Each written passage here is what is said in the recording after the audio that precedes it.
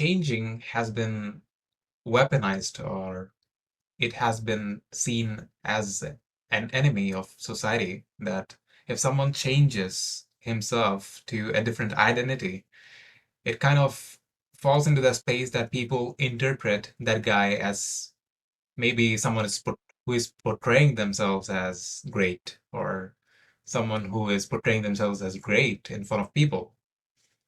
Breaking bad habits often comes with those changes, and when you change, the people around you change, the environment around you changes, and that kind of feels like a lone journey where people fall into. When it comes to breaking bad habits, it's firstly that you need to identify that I have a bad habit, Mm. because it's like the happiness equation. If you don't believe underneath yourself that, okay, I can be happy, you won't be happy. The first step to becoming happy is realizing that you can increase your happiness level through constant effort. Bad habits and breaking bad habits kind of falls into the same space. If you have a bad habit, you have to identify it. You might be lying to yourself, but it returns back to you when you go to sleep, when you are at a calm state. The mind goes on 24/7 that, okay, I have a bad habit and I can't resist it somehow. And to an extent, people kind of take these bad habits as something to be become very serious about. It's like the social norms when we say like, okay, this guy is drug addicted, or this guy has like addiction to heroin or marijuana. All these things kind of fall in the social norms where society tells you that these are bad, these are hard to break, don't get into it. So the person who learns that lesson that, okay, don't get into it, and this is hard to break out from, and all that, these two advice fall into the space of someone who has never tried that bad habit. But for the one who has already got into a bad habit, what does he do?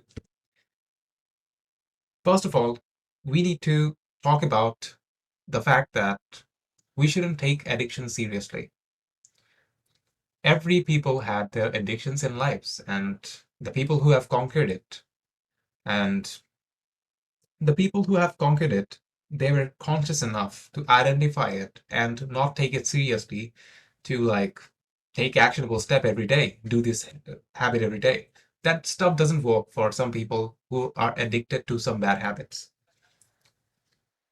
I would like to tell Anirban to introduce himself as someone who got out of those bad habits, and kind of we were kind of in the social norms a lot back in our lives. And if it comes to just sacrificing our sleep and just going up with the social norms, these were a part of bad habits too.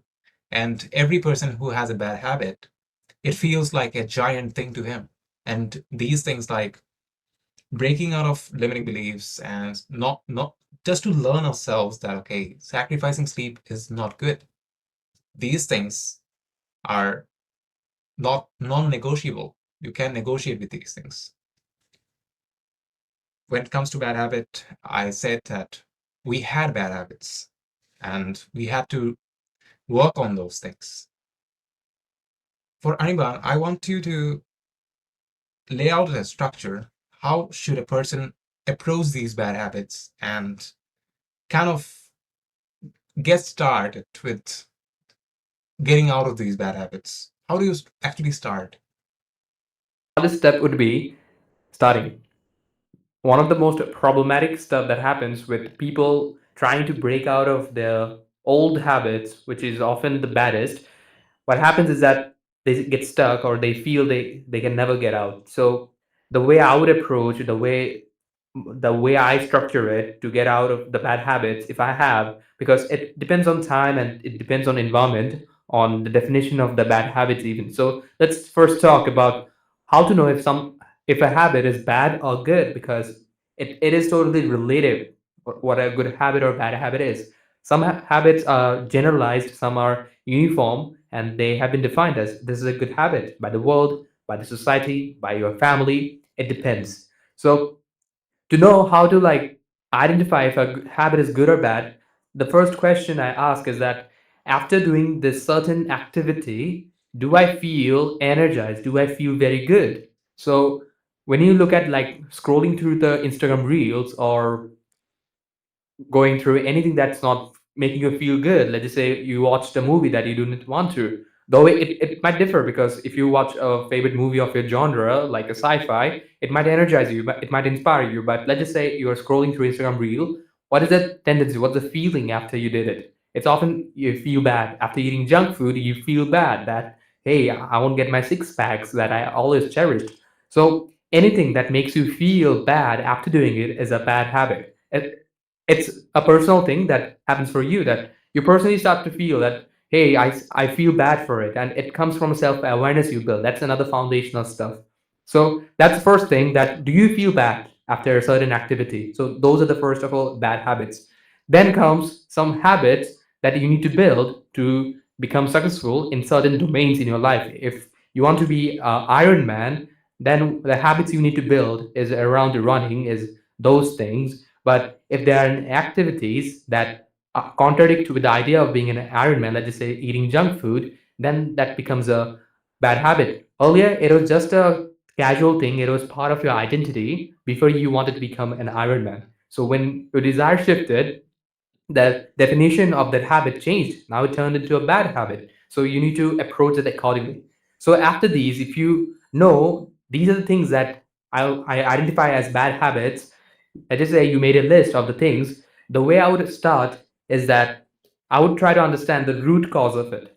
Most people try to start with the surface that, hey, I just watched so many reels in one day. I'm not gonna open Instagram anymore. I'm just gonna remove it from my mobile, something like that. That might help because adding more friction between the steps of your bad habits might help. But I'm gonna start with the root causes of any bad habit. So if you are going through Instagram Reel, first of all, you are doing it for instant gratification. You are trying to escape from some problem you have in your life.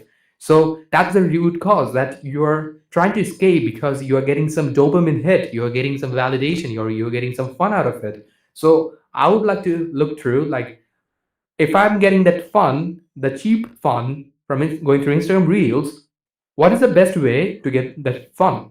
Because often it's not about nullifying a bad habit, it's often replacement of that bad habit. What do you replace that with a positive habit or not? So if you go to the root cause of going through the Instagram Reels, then you find out that, okay, there's something that's not making you feel better, and that might be that you're studying long hours, you're studying in a very like monotonous way, you don't take breaks middle way. Then you identified, okay, that's why I feel so bad. Like I try to study in a stretch for 2 hours, then I feel like exhausted, fatigued, then I go to Instagram to just get some like fun and get myself relaxed. That relaxed word is not going to be that much applicable even, because it's not the proper physical and mental rest. This is another different sort of relaxation term that got out after the social media world. So after you know this root reason that you're just not happy, and you're not happy because of your monotonous, let's just say, study schedule, then you need to like come up with a better habit that, hey, let's just plan my study in a better way. Let's just study 25 minutes in a stretch, take 5 minute break, and that 5 minute break, let's just say I do a stretch, then again I study 25 minutes, I do a stretch. This is how I approach it. Now I feel less fatigued, I feel less rested, sorry, I feel more energized. That's why I don't need to go to Instagram Reel to get myself any relaxation. So I start with finding the root cause of anything bad. If I watch too many movies, I would ask myself, why am I watching all these movies? What might be the root cause? Am I less satisfied with my life, or am I not satisfied with any of the work I'm doing? That's why I'm like seeking these pleasure. So whatever that bad habit is, you first need to identify the root cause of what's triggering it, and it might go deep. And the way you can find it practically is asking five whys. That why are you watching these movies? If you just came up with a reason that I want a bit more pleasure because my life is dull, why are you seeking pleasure? Then you go like, because the work, most of the things I do in my whole day are not giving me pleasure. Then, okay, why am I doing the most of the things that I'm doing? Then, because my society has told me to do them. Then, then why am I doing those things? When you go to top of the layers, then you find the root cause, and when you change the root, the trees change, the flowers change because it's a root. So that's how I approach it. And what about you, Rohit? I want to briefly talk about the feedback mechanism. Like when a person goes day to day, like most people that are hearing this podcast range is below our age, and of course, the people in their 20s. What happens is we often stay in a crowd who are repeating the bad habits again and again. So it doesn't feel like a bad habit. It just feels like a everyday behavior that we go through. And for the feedback mechanism, I remember once that Anirban, uh, we have had not met then, but I just remember that okay, we were in a class and our biology teacher, who was a class teacher, she was like exclaiming that okay, this guy rolled 243. Uh, his mother called me, and his mother was saying like he broke his legs, and I later got to know that okay, Anivan didn't break his leg. He was trying to escape for some moments, and he was trying Hey, by to. the way, like, did she really say that in the class? Yeah, she did. Wow, first time. I'm knowing this for the first time. So Amazing. Wow. I was like, okay, this guy was right beside me. Like we didn't used to know each other. We had a bad perception of each other back then, if we just recall it. But that's not the point. But the thing is, when I thought like, okay, this Aniban guy broke his leg. He's sitting at his home. Like he is impatient. He is like hopping here to there, fighting around, and he had a very bad perception from my side. And I was done with that point. But later on, when I read his journal, it included that he took a break of 7 days from his school to think better. And to think better, it comes to that feedback mechanism too. When I'm going day to day and I'm sitting beside someone, I am scrolling through Instagram Reels. The person beside me is also scrolling through Reels. How am I going to identify that, okay, this habit is bad? Because everybody is doing so. As Robert Cialdini in his book Influence quoted this very simple thing that truth is us. We are the truth. We make the truth. It's like we make the rules, we break it, we make new ones. It's like us all around. How do you like it was a very self-experimentation or like self-examination period of your life, those 7 days. What did you do actually in those periods? Really, that's interesting that you brought it up because it is something that was kind of like things become A to B, story changes. That is that kind of moment for me. That 7 days. So I'm not sure, but the way school life was is that you used to get up at 7 a.m. in the morning, and you get ready and just go to school by 7:45 or 8, and things start at 8:30, and you return at 2 p.m. You're tired, fatigued because the lectures are so boring, you don't understand the shit, and then you just sleep on your couch or bed, scroll through the YouTube video because you're feeling very tired. So I used to scroll through the YouTube shorts, and I used to feel very bad. Then there would be coaching, go there, run there, and again study there, and you get tired and come back home and you are left with studying all these things. And somewhere around I felt like I was getting lost, and I was too drained regarding energy, like how things are going so fast, and I'm just like doing the same thing again and again. It feels like everything is kind of like repetition. So I suddenly felt like, hey, I think it's time to change. I think I need some restructuring of everything. Every fucking minute I have in my whole day, I need to check through where is time going, because I know I can't like remove my school from my life. I can't remove the coaching for now, at that moment. So I just need to look at every moment so I can think about it and at least do something that will make my life better. That's when I came up with this needy plan that, hey, let's just make an excuse to take a break from school of 7 days. And I persuaded my mom that, hey, I'm going to study this whole week. So if you could just lie to my teacher that I broke my leg playing football, so just take me to these 7 days as off, and I will just study more. And she did it for me. So thanks to her. And I just went through every productivity expert there was on the world, and it was Ali Abdal, it was like Andrew Huberman, and everything you know in the productivity space, who like Jetsu and all those people. So I went through it. I saw the systems they were using. I got exposed to things they do for daily planning because at that time I didn't have anything. I I had some basic like to-do list that never worked because it's 21st century. These don't work. So I went through everything and I just proposed so many new stuff in my life, and I started building new habits. I replaced all of that old thing I had that was making me unproductive. I found the root causes, and that brought an amazing shift. So that is how the period was for me, that taking a radical decision to step back, like let's halt my progress, because the definition of progress at that moment was studying. So I told myself, let's halt, let's step back, let's just study less this week, and let's just go through this productivity. Let's invest the time to understand what is it about, and let's refactor the life again to make the most out of life. And then when I discovered that I was drained and very like feeling fatigued because I didn't used to work out. Then I introduced workout in my schedule. I started feeling more productive. So the time when I used to like scroll between Instagram reels, the time like when I came to like home from school and to going to coaching, that time that I used to waste, now I started feeling more energized at the time. So then I used to like do my work then.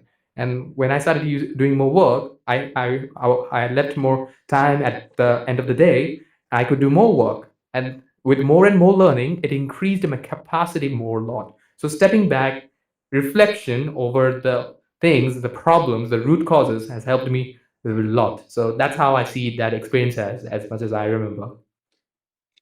It's funny because if I want to recall, it was like my joint family got separated and there was no one.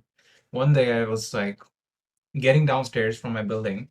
I lived on a five-story building back then. I was getting downstairs and it felt like I've lived that moment before. And if it was like conventional deja vu of as science says, I Yeah. could have like resisted it. But going day to day, it started happening every day. Like I was shocked. How can I go day to day and see my life just the same as it was before? And I kind of like isolated myself. And it wasn't that like I met Anirban back then, but I isolated myself with myself only. And I used to like sit down with thoughts like, why do I believe in this? Why do I believe in that? And it was self discovery. I think that it's funny because Anirban, as he speaks of it, that 7 days was mostly based on productivity. And if I want to describe Anirban, he's a very productive guy and he has immense knowledge about productivity. Isn't it amazing, like how those 7 days shifted our brand voice to that thing? Your Yeah. brand voice is productivity. And you know what my brand voice is. I Hmm. speak broader picture. I Yeah. speak philosophy. I studied those things in those 7 days. Yep. In your 7 days, yeah. Yeah, Without telling you that you broke legs. I didn't do that, of course. Like I took a casual break, like from studies, of course. I was a Hmm. hard to like do hard work student like Hmm. everybody else. Yeah. And I just got some exposure about philosophy that okay, life can be interpreted as this. and not that. I was seeing that if I continue living my day-to-day life like this, and the early stages of self-improvement was very horrible, I would like plug in my earphones and listen to 48 Laws of Power audiobook just to pretend that okay, I'm productive. Then I'd fall I'd fall asleep in the midway. It's kind of like that the thing you begin with a bad habit, maybe it was just that you were not examining your life enough. For Anirban and me, it was that we weren't examining our lives enough, and Anirban hopped into productivity. I hopped into philosophy, a broader picture view. And productivity as a term is very technical, and philosophy is a broad picture. And Yeah. if you just look back, you can connect the dots everywhere. Anirban's book, which is called The Productivity Code, you can find the PDF anywhere out in the description. And Mm. it was a book that says how to structure everyday things. It is the question is how to.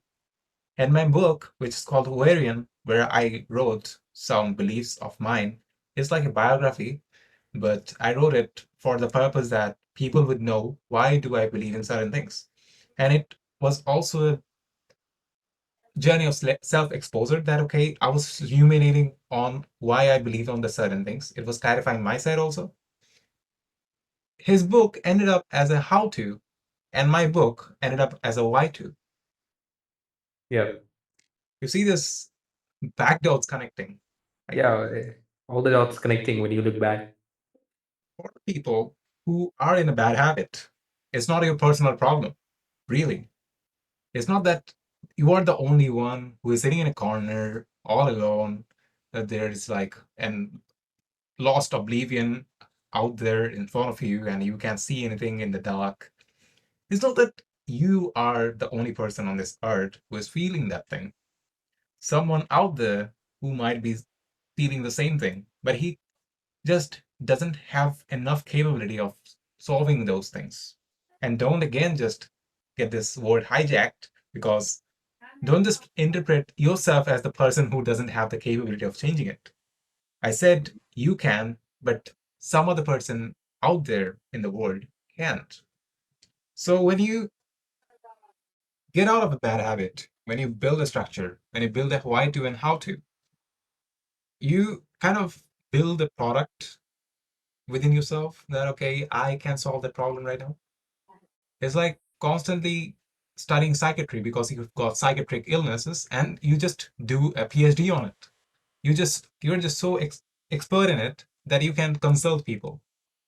So breaking bad habits kind of leads you into the consultancy side that you can now help more people out.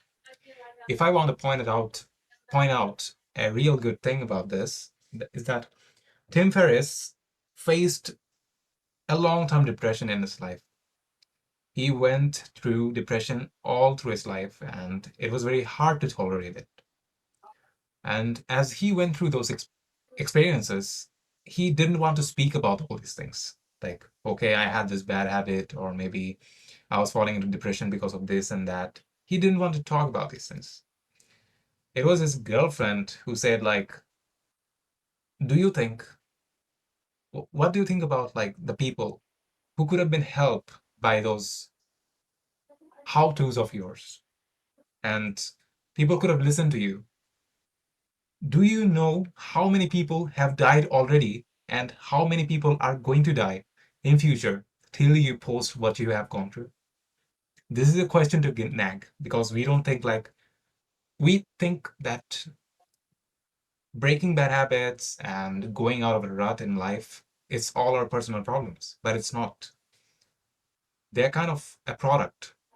What do product do? They like serve solutions to people, and the product sellers are making the products because the mass needs it, the audience needs it. And that's the thing. It's a way just to break your bad habit, find your solution, and not sell it that solution, but I would say more like spreading your solution. If someone buys your solution with $30, Again, I'm pointing this thing out. Kapil Gupta sells his consultancy at $500 in his website. And it's crazy because 8 minutes of something is just getting sold on $500. And it's crazy. People, I would pay for it if I could afford it, of Hmm. course. That's the thing that you get when you just solve a problem, like breaking a bad habits. Bad habits aren't personal problems. What do Yep, you what do you absolutely. think? Like the thing is like the people who aren't aware of these things, should they just take a leap from the everyday environment that they are in? Like they are getting too much distracted to think about those in the first place? Because every people can just be you and me. They can just find a 7 days gap to discover philosophy or productivity in their lives. So do Yeah, you the way I would think about it or tell people, not a prescription, but just to like suggest on how to. It's about like creating a turning point. It's just about creating a special moment because our mind craves kind of different stimuli, different environment. That's why when you go to a new place that you've never been before, your mind gets very active. You start to like notice subtle differences, subtle details in the environment. It is similar to that. When you make a huge change on what you're doing currently, it resets. It acts like a reset button for your mind that let just observe things in more detail, go through the information you are receiving through your eyes in a better way. And that's the moment you open up, and that helps you understand the root of everything and go through it and systematically approach the problem and find a solution. So let's just say that you thought that there's a vacation coming in your college and you're planning to go to your, let's just say, your grandma's home. So that don't work. Why? Because everyone is going, but unless and until you have a strong intention behind the kind of change or shift that this is a turning point I'm trying to create, if you are too much conscious of it, then it will work. It has to be like you're intentional to an extent that I'm just fed up with everything that has happened. Nothing is going good with what is going on. It doesn't mean I'm a bad person, but things has to change because it's the problem with management. It's not a personal problem. It's characteristics problem. Those things can be solved when the management and the principles are there accordingly. So you intentionally choose. Okay, so I'm fed up. I'm exhausted with the whatsoever happening. I need time to rethink and go through all of it and change what needs to be changed because I've always given this excuse to myself that I don't have time. But that's why I'm going to create time. How does it happen? If you have a day job, take a 7 day leave, or if you have a upcoming like a vacation coming where you'll get a longer leave, use that moment for yourself only.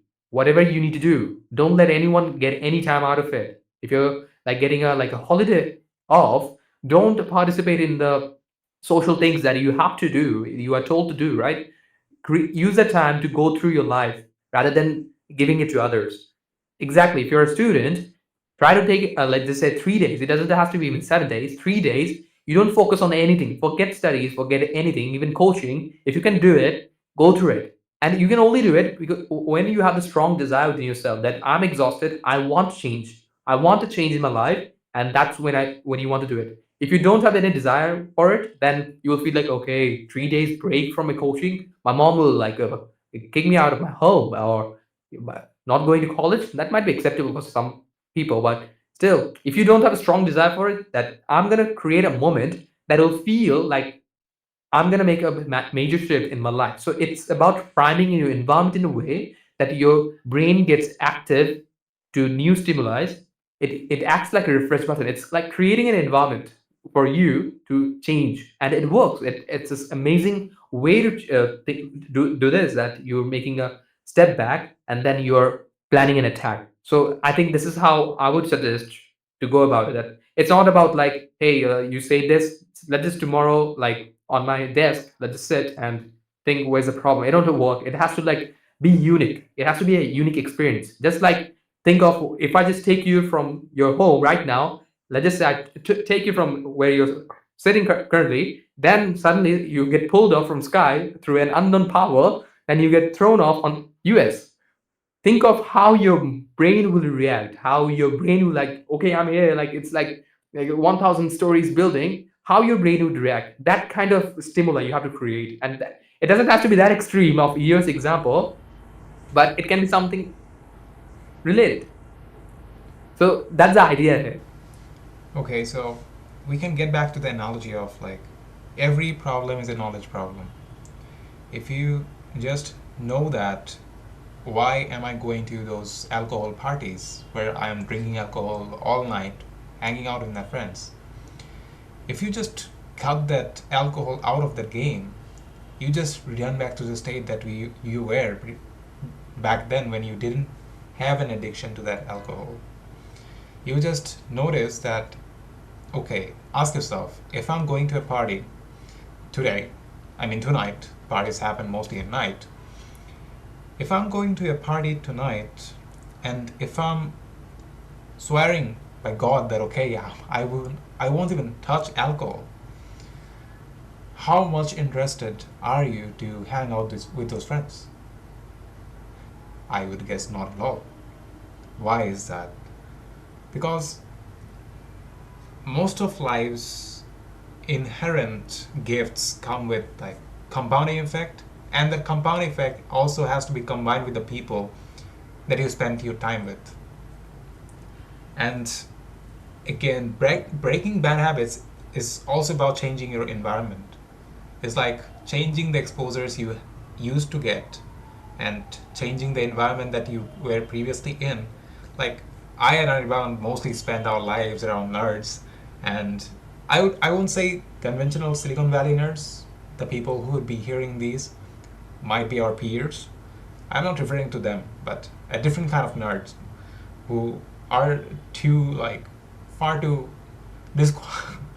unqualified to even be tagged as nerds. Again, I'm not bashing anyone. Sorry for that. So, environment shift is important to break a bad habit. If I am having an accountability partner, this comes back to a person, two-person solving one problem. If you can consult someone, it doesn't have to be that robust as consultancy, but if you just go up to someone, seek out help, and say that every time I do this bad habit, you take $10 from me, so he'll notice it. If you're using slangs, let's say, it's also a bad habit. If you're constantly using slangs, and it's also a bad habit in a way that you don't you can stop yourself when there is a conventional moment and you don't want to use slang, but it just comes out of your mouth. So you get to this mission that, okay, I have to stop using slang. What I do, let's say I am Rohit, I am using like slang words, I curse people a lot. I'm telling Anirban, you stay mostly with me, and what I want you to do is whenever I pronounce any of those words, you just take $10 from me. Otherwise, you Yeah. beat me up to death. So you punish me in some sort of way. So this is kind of like accountability partner. Accountability partner is also a part of your environment. But again, that accountability partner has to be somewhat more like he has got more exposure than you. Otherwise, if you are just getting trained, like getting a lion trained by a sheep, that lion will behave like a sheep. So that's the thing. So find someone whom you actually admire. And in conventional routes, it won't be that, okay, this is the guy or this is the girl that I admire, and she would bash me up if I kind of approach with these things and all that. So spend time with the people that you want to become like. It's like creating an environment within the space that you were previously in, and you're disappointing your previous friends who were like holding accountable in continuing with that bad habit. That's what I'm trying to say here. And I want to go back to the social norms here. Anytime we hear about a bad habit, it's like they tag it as like something so hard to break out of. and people already like get defeated that okay, I've done this all through my life and I can get out of it, as this book called uh, physical education says of my government, like in the space of my government books. It doesn't work in that way. Addictions are not hard to break. It's just a mind perception. If I could get back to Houdini, Houdini was a magician who uh, was seeking out like locks, and he could open any lock in this world. He was a magician, and when he announced that the world would know Houdini, Houdini was like explaining that okay, I'm the greatest magician of all time, and someday, very in a very grand way, in a very grand gesture, Houdini was brought up to a prison where he was locked, and as he had this perception of himself as the best, he thought the lock to be the best too. He thought that okay, this lock would be the hardest lock to open in my life. And if you just have that perception that okay, this addiction is more than me, it grows over me, then you can defeat it. You have to grow bigger than that. Identity problem again. Yeah, amazing. Like that Houdini example where he was trapped within his own mind because of his perception rather than the actual practical and rational world. So yeah, regarding like I want to come back a bit of like the accountability side you discussed earlier. The way you restructured that is that it was more about the positive way to use accountability to enforce a good habit by replacing the bad habit, or just setting yourself accountable to not do the bad habit. And I want to like mention an anecdote from one of my favorite young public speakers from the current world, which is like, if you guys do know, like Vin Jiang. So he said this example, which I find kind of funny and kind of fun as well, which is that when he was in school, he was a very shy kid who never had a girlfriend, that kind of kid. So a very naughty kid, and he had another friend who was like the basketball champion and who had a lot of fangirls, and any girl would get persuaded to become his girlfriend. That kind of friend. He knew that guy. So one day he approached him and asked for advice on how he can make a girlfriend. And he said that you just have to make someone laugh, smile a bit. That's how you do it. It is a magic. Then what Vin did, he looked into some jokes on the Google, and he took the joke, and one day to a pretty girl in his class, a blonde, quite tall, short hair girl, good looking girl. Her name was Sarah, and I'm not sure if it was Sarah or not. Otherwise, Vin would be saying, "Hey, you're just making up stories for me." Okay, no problem. So he went to Sarah and he told, "Hey, Sarah, did you know that French fries were not built by French people?" Ha ha ha! What a joke! And Sarah didn't laugh. He became so embarrassed that hey, it didn't work, and Sarah said, "Get lost, Vin." So it had such an impact on him that he said, I'm never ever gonna talk to a girl." But of course, he kept himself in the captivity of his own negativity. So he, for his entire life on the school, remained like that, unless there was a change when he was moved to a different school. There, people didn't knew that he had embarrassed like this way with this horrible French fry story, with this horrible French fry joke. People didn't know that. So what happened is that now he didn't have any like any pull from someone that hey, if I try to make another joke again, I will be embarrassed because already people know what I did. So there, he didn't have the wrong accountability that where people didn't want him to change. People knew that hey, Vin was a crazy dude. He doesn't know how to joke. He's a very shitty person. So he doesn't get even a chance even to talk, that kind of thing. He changed his school, and then nobody knew his what who he was. He just got the opportunity to start his new identity, and then he started building it, and he improved, and now Vin is who he is known as. So the point here is that if you're in a group who don't want you to change, then you won't be able to change, because you will feel always kind of a repulse from them, that they will feel kind of adverse, they will feel threatened by your change. So in that moment, sometimes you have to take the hard decision to drop that group and take a group, take a community where your desired habit is also desired by them. So that's kind of how wrong accountability might be holding back you. Yeah, that's an interesting point. It reminds me of a video that I've seen in a while, which is like Dan Coe's video of like getting mad at where you are at life. It's Mm. like one day you, it happened with me recently. So I have this book in front of me, which is called Hell Yeah or No, written by Derek Sivers. He's a great guy, and when I held this book, it was 2 p.m. and I had coachings at 3 p.m. and 4 p.m. And I was like, Mm. held that book. It was really pointing me out that way, that like, don't go to coaching, don't go to coaching. It kind of felt like it. Like Derek Sivers wanted me to stay in there, stay in depth in that book. What I did is I skipped those coachings. Like I was so pissed off at my life that okay, I had been delaying all this stuff. Now this is a person who speaks about all this stuff. Now he is trying to make me aware. Should I just ignore it? I didn't ignore it.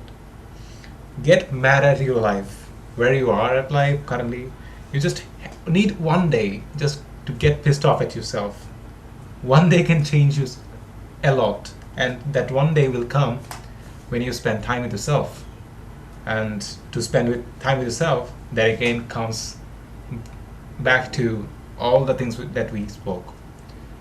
Thanks for listening to Outliers show, and keep hearing us, keep supporting, and we'll meet you soon with a new catchy topic. And yeah, bye bye. Yeah, bye.